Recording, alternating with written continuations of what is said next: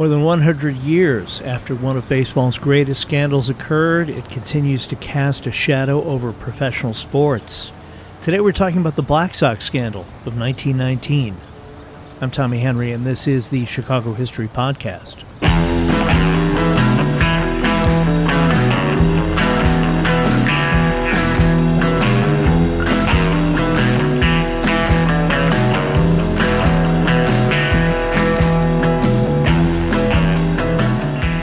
The new season of WTTW's Chicago Stories begins on September 20th, and one of the episodes covers this dark event in our city's sports history.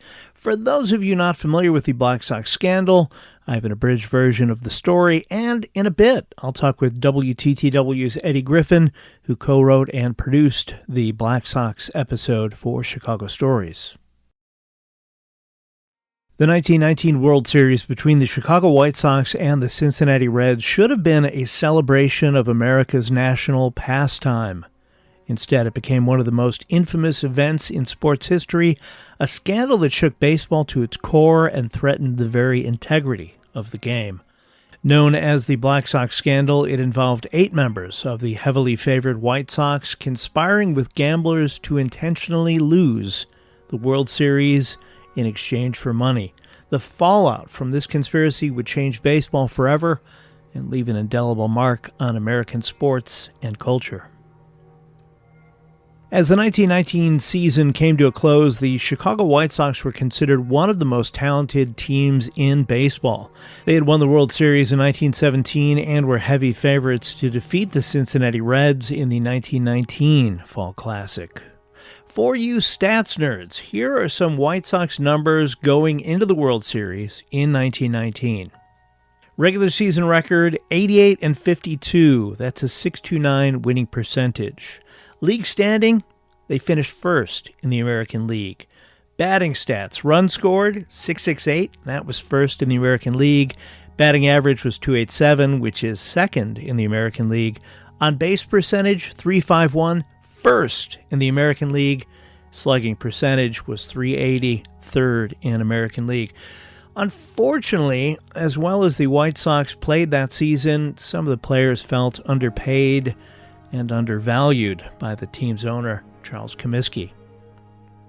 In September 1919, a plan was hatched to fix the upcoming World Series. First baseman Chick Gandil is believed to have met with gambler Joseph Sport Sullivan to discuss the possibility of throwing games in exchange for money.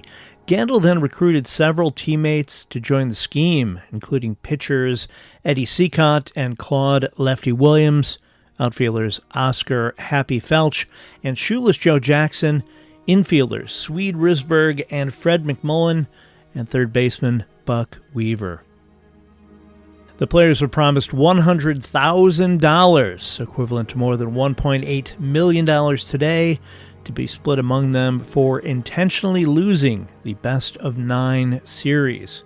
Notably, not all 8 players were equally involved. Some took more active roles in throwing games and were to net more money, while others were aware of the scheme but did not as actively participate. The degree of involvement of certain players, particularly Shoeless Joe Jackson, remains a subject of debate among baseball historians. As the World Series began, suspicions were already circulating among some observers that something was not right on the field. Unusual betting patterns, fueled by rumors in gambling circles, led some, like sports writer Hugh Fullerton, to question whether the players were giving it their all. In Game 1, usually reliable pitcher Eddie Cicotte hit the first Reds batter with his second pitch, allegedly a prearranged signal that the fix was in. Cicotte went on to make several uncharacteristic mistakes as the White Sox lost 9-1. Similar patterns of sloppy play and questionable decision-making continued throughout the series. Despite the best efforts of those involved to throw the series, the White Sox did not lose every game. Players not in on the deception continued to play hard, and even those involved did not always play like they intended to lose. The Reds ultimately won the series 5-3, but the outcome was tainted by the cloud of suspicion hanging over the event. Nearly a year after the 1919 World Series, rumors and suspicions swirled, but no concrete evidence of wrongdoing emerged. That changed in September of 1920, when a grand jury was convened in Chicago to investigate gambling in baseball. During the proceedings, Eddie Cicotte and Joe Jackson confessed to their roles in fixing the World Series. Their testimony helped blow the scandal wide open.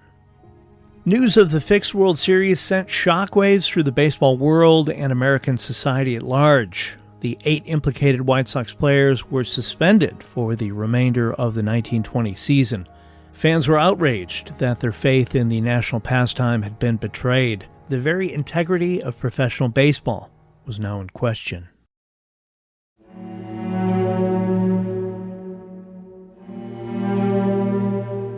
In the summer of 1921, the 8 White Sox players and several gamblers were brought to trial on charges of conspiracy to defraud. Despite the players' earlier confessions, the case against them was hampered by, because Chicago, the mysterious disappearance of key evidence, including signed confessions. On August 2, 1921, the jury returned their verdicts after deliberating for 2 hours and 47 minutes.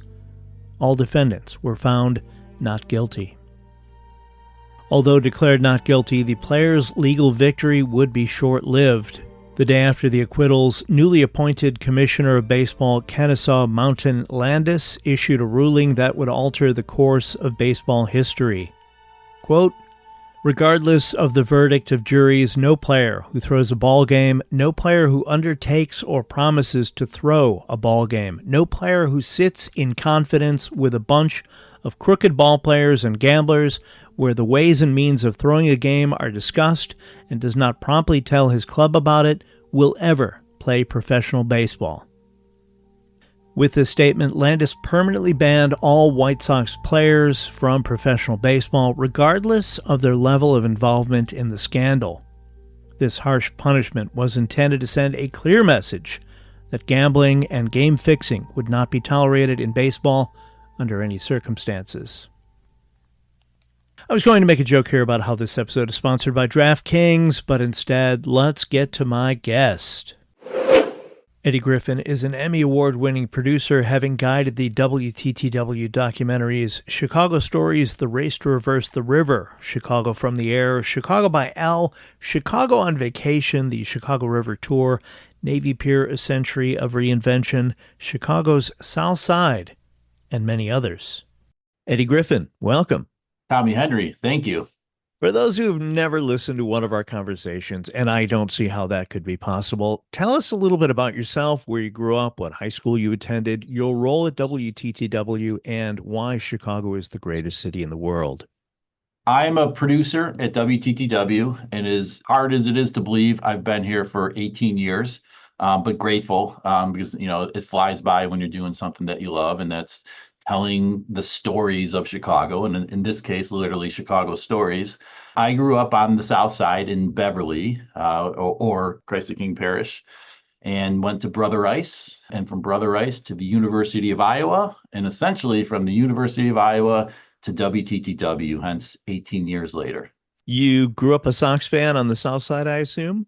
I did, yes. I was a proud Sox fan for many a year. Do you remember how old you were when you first became aware of the Black Sox Scandal? That's a great question, and it's part of the reason why we're doing the show. It wasn't until later. I mean, it was probably the movie 8 Men Out, which I think is 88 or 89. I remember seeing it on TV, and it's like, oh, these guys are wearing Sox uniforms. Why did they make a movie about the White Sox? Because it just was never discussed. It's not discussed that often, and certainly not, inside the world of the Chicago White Sox today, or in that point in the late 80s, 90s. What do you think is one of the biggest misconceptions about the Black Sox scandal? There are a bunch, and one that we really cover in the show is that Charles Comiskey wasn't exactly the loathsome industrial business owner, cheapskate, only interested in the buck. That sort of, that kind of comes out that, that was sort of, a smokescreen that the players had kind of used in their defense to say, that's why we needed to take this money because we weren't getting paid um, adequately by the White Sox owner, Charles Comiskey. And that's sort of been debunked more recently by SABR. The Society for American Baseball Research, had kind of gotten into that already. So that was, that's something we definitely talk about, but had already been the wheels have been set in motion to kind of, bring that truth out. But the thing for me in making this show that I realized the most was that this was not some mastermind criminal enterprise putting together the fix, executing the fix. This was 8 ball players who just sort of got, fell under the allure of the money and agreed to do it, and then almost never really came up with a plan. I mean, it was so sort of shoddy. No one really took control. They went through with it, of course, but this wasn't like this, criminal enterprise of like, oh my God, they executed this thing perfectly. They just sort of flow through the motions, and that's really why they end up getting caught, because there was just so much attention had been brought up during the series and immediately afterwards mostly by newspaper reporters and fans. It was just so obvious that they were never going to get away with it because of how poorly, essentially, that they planned and executed the fix. I, much like you, learned about the Black Sox scandal through Eight Men Out and Eliot Asinof's book, which, again, late 80s, which painted Charles Comiskey as this cheapskate owner. And so, yes, to find out that 5 members of the Black Sox were among the top 20 highest paid players in the American League in 1919, Eddie Seacott, one of the ringleaders of the scandal, was actually the 8th highest paid player in the American League in 1919, is just bonkers to me. But what is really crazy, and I'm glad you brought up that it was not a very well thought out plan, is that most of these guys were country rubes who some of them never learned how to read and write. And so to formulate something like this would have taken a lot. And of course, it was kind of easy for them to be taken advantage of, as evidenced by what came about. Yeah, absolutely. I mean, these are Major League Baseball players. They're paid in 1919, still paid way more than the average American worker. But that doesn't mean that they don't want a little bit more. And so one of the things when you kind of get to the end of the story is you say, oh my God, what were you guys thinking? Because they don't get all the money that they were promised by the gamblers anyway. And so you don't make all the money, you get caught, you get banned from baseball for life. And for what? It wasn't worth it. I mean, some of them were going to make, 1 year's salary, half a year's salary. That's a lot. That's a nice chunk of change, but that I don't think, looking back, that they would say, oh man, this was really worth it. This was really worth risking our careers and livelihoods, for a couple bucks here or there when all the shame and guilt and betrayal that they brought upon themselves and had to live out for the rest of their lives. Absolutely. Well, right. You have to give up baseball and then you're running a liquor store in South Carolina. And, I'm sure Shoeless Joe Jackson made a fine living, but did he get to live all of his dreams because of this horrible choice that he made? Probably not so much. No, he becomes the avatar for how much of a tragedy the story turns into. He's a superstar. He is as good a player that the game had ever seen up until that point. And Babe Ruth, who kind of follows on his coattails, copies Joe Jackson's swing. And so Babe Ruth is like, oh my God, this guy is the guy. This is the guy that I want to be. And Joe was towards the end of his career. His White Sox years, they win a World Series in 1917. But Shoeless Joe's career he's still really a really great baseball player, but his career is on the down end. He'd been in the league since 1910, drafted in 1908. This is 1919. So, he's on the tail end of his prime. And the money that he was going to get from this was like, you had so much to lose. Joe claims that he admits to taking the money, but defends himself as saying that he never did anything to lose the game on purpose. And he takes that, he carries that with him, for the rest of his life. He dies in 1951 or 1952. But he had the most to lose. He was the superstar. This tarnished his reputation Some people will know the name Eddie Seacott, but the rest of the Black Sox are sort of lost to history. They were great players in their time, but they're not household names like Shoeless Joe Jackson is. And so this cost him the Hall of Fame. This cost him his legacy. And he's the one guy where I want to be like, just Joe, get yourself out of that. Make it, 7 men out. You don't want to be a part of that. There's too much to lose. Just think of what his life would have been like had he been beloved and accepted into the Baseball Hall of Fame and the baseball community after that. One of the things that I really liked in the episode is that you listed all of the players' salaries, and it was interesting seeing the disparity between the top earner and then the guy in the bottom of the eight. And you could kind of see like, oh, I could see how the guy in the bottom might have been like, man, I'm playing as hard as these other guys, and they're making 3 times as much, and I'm not getting my share. But obviously, we saw how that turned out. You have become the king of dramatic recreation. I have a bone to pick with you, though. Many of the members of the 1919 White Sox were not handsome men, which is very evident because you have some Yeah. great black and white photos of these guys. Yeah. And yet, for the recreation of some of the scenes, you cast male models. What's up with that? Well, we were left with some great talent agencies that supplied us with some actors, and I promise you, we did try to eyeball an actor with their character as best as we could. So Joe Jackson is taller, skinnier. The Chick Gandil character is a little bit square jawed and big shoulders, broad shoulders. We tried to go as much as we could, but yeah, I think our acting agencies, our talent agencies, just supplied us with too good looking of actors.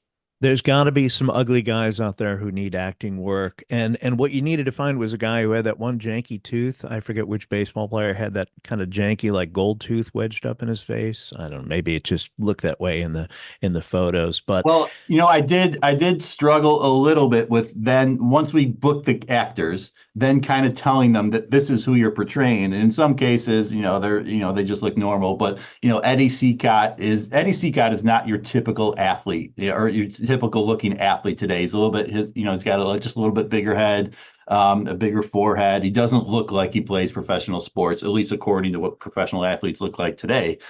So he was one where I had to be like, hey, you're playing this guy. And then I was always kind of nervous about what his reaction would be like, oh, you cast me for this guy.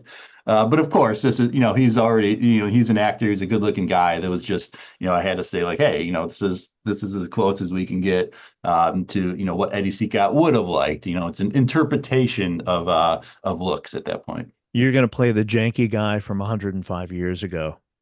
I wish we could have actually. I wish we would have cast Kennesaw Mountain Landis because that is a guy who's got a look. A little bit older, white scraggly hair. His photos are amazing. Just a very photogenic guy in a very odd way. Yeah, I wish I would have looked through some talent agents headshots to get a guy that looked like that. I was watching the episode the other day with my now 15-year-old, and when Kennesaw Mount Landis came on, he was like, "Oh my gosh, tell me about this guy." So you really do have some great archival footage of Judge Kennesaw Mountain Landis. Super cool name. How do you think the appointment of Judge Kennesaw Mountain Landis, I'll never get tired of saying that name, as baseball commissioner changed how Major League Baseball handled gambling and corruption issues? You kind of feel that the White Sox were just really kind of caught in the wrong moment. Baseball and gambling go way back, from when the game was invented in 1860s. There had been scandals throughout the game. It was always just kind of swept under the rug. The White Sox were just at a point when maybe the country is shifting a little bit. We're going into a reform era to where the money that was in baseball was getting too big. The owners knew that they had something great. It was attendance. There's no television at that point. It was attendance. It was getting people to the ballpark. So even though gambling was always there, they knew that they were in danger of ruining the Golden Goose. So they kind of had to say enough is enough. And that's where Landis comes in, is he's their enforcer. The commissioner works for the owners. The commissioner is there to make sure that the product is not harmed in any way. And in this case, no one's going to come to a ballpark if they think that gambling is overrunning everything. There's just no, as much as everyone loves to gamble, if the sport itself is not legit, the game's going to die. And so I think Landis at that point, was appointed to be their enforcer. He was a federal judge based in Chicago, so he had no problem, and he had a history and a career of prosecuting people, going after people, and making examples of them.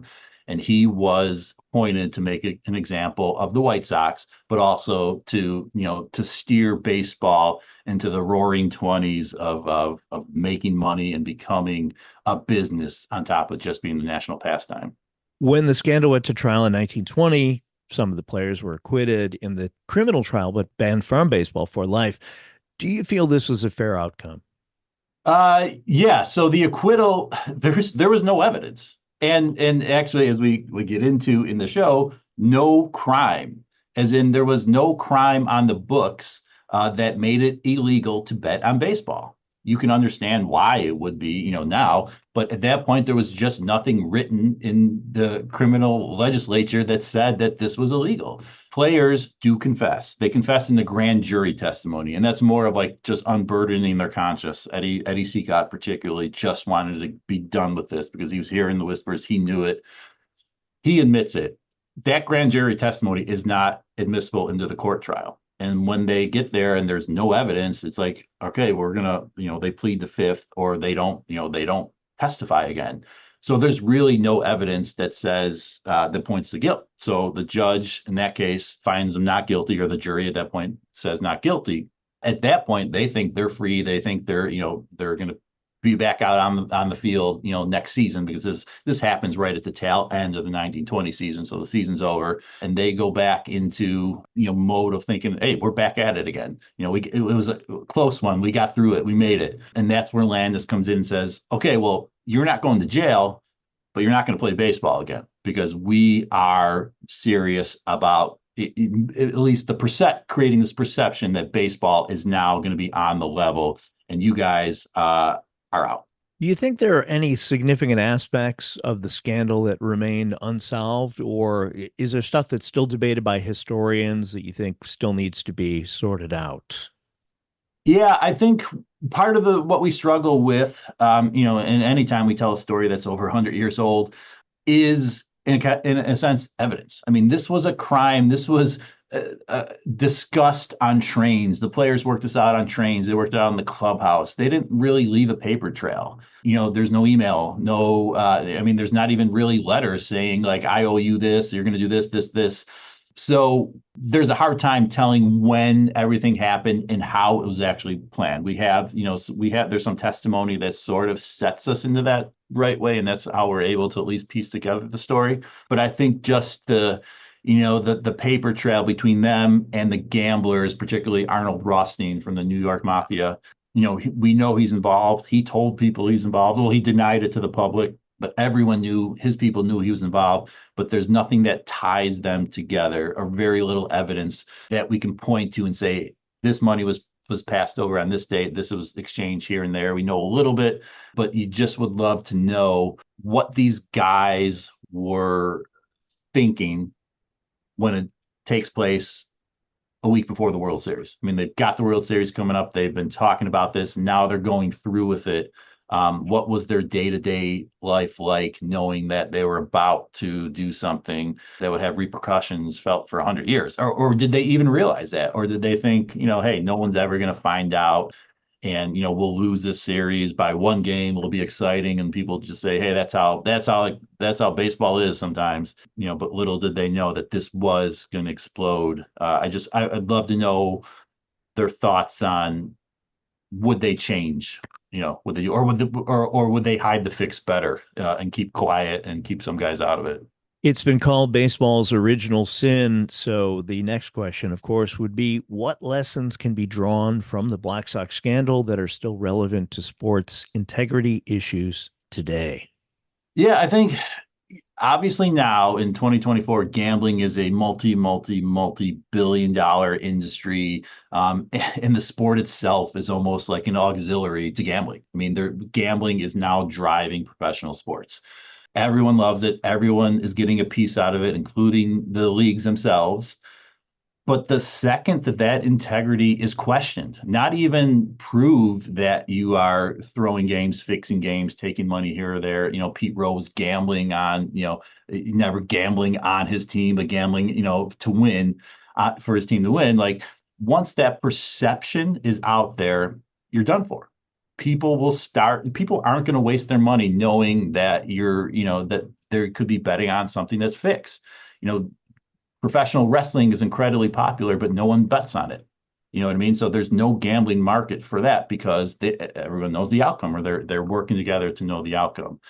So I think it's that you have to police players, especially, very toughly, because if there's any doubt, if there's any idea that this player may be doing something to change the game, or even if it's just giving out information, giving out, hey, so and so isn't going to be able to play on Friday. You're going to see that money line move in those days.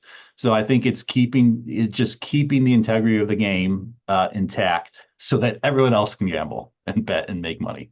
I was at the park last night and witnessed the White Sox continue their record-setting losing season. Is it possible this is all part of some elaborate gambling scheme? I hope so. That would at least make sense. I mean, then you at least say, "Hey, we're not really this bad. We were in it for the money." I don't know who would be, well, I mean, 111, 112 losses, like, you could be betting against them and you would be making a pretty penny. I don't know who's taking that bet much of these days, but yeah, maybe it's all some grand conspiracy, and things aren't as bad as they seem in this historic season for our Chicago White Sox. Just such a great story that you could talk for hours and hours and hours about it, because it's got a little bit of everything. It's like that courtroom. It's got its trial. It's, the aftermath. It's betrayal. It's, the personalities of these guys are incredible, and just, especially with Joe, just kind of seeing, like, how he said that he never, he was good with it and he was good with the decision, but like as we show in the show, you could tell it ate at him forever. Well, you're right. Yes, he didn't have those big, powerful plays, but I think he still played like 375 in the series, which, these days would be unheard of for most players to do that well. And but to see the footage and to see the Joe Jackson Museum Yeah. and the guy who's like, I'm standing here in his living room and this is that. And here's some archival pictures of him standing behind the bar.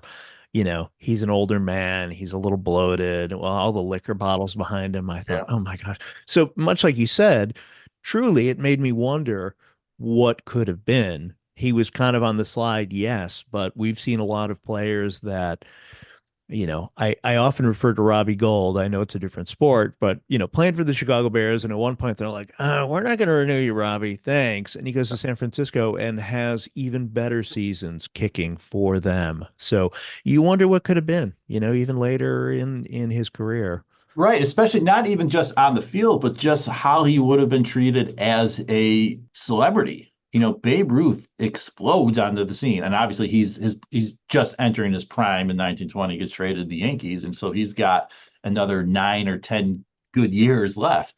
But just the sort of the victory tour that Joe would have been able to have as sort of an ambassador to the game. Maybe he manages, maybe, he goes on to be an early sports talker or something like that, instead of sort of living his life out. I mean, he, by all counts, was happy, but this had to have gnawed at him forever, because you can go in and see his house and it's a museum to all his memories. I mean, that's how he kept his library.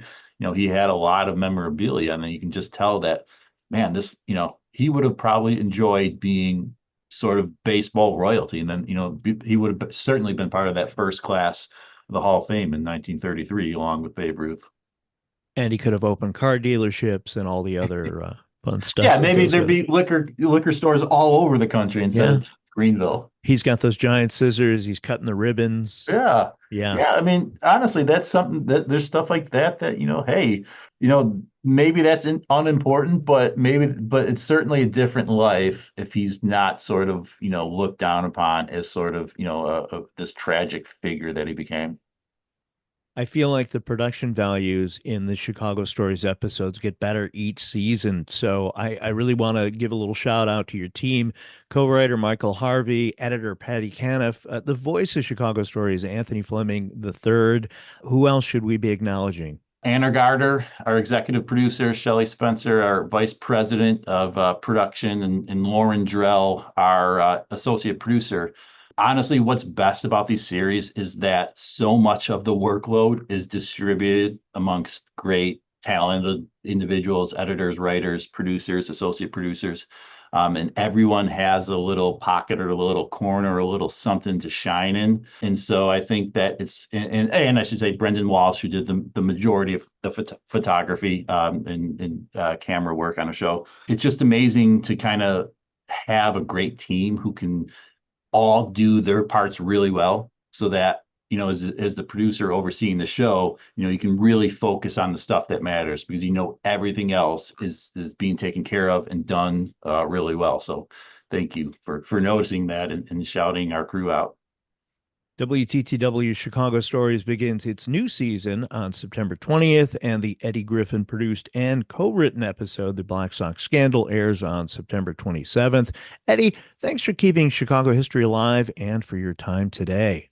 Tommy, thank you very much. And if you want more Black Sox, check out WTTW.com/Chicago Stories. We've got a whole other website, or a whole website dedicated to, behind the scenes look, extra content for our show, but for the rest of the series too.